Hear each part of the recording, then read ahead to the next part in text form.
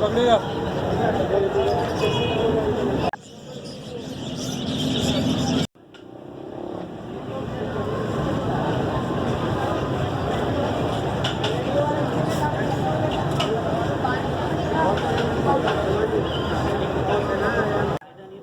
गायब हो जाएगा।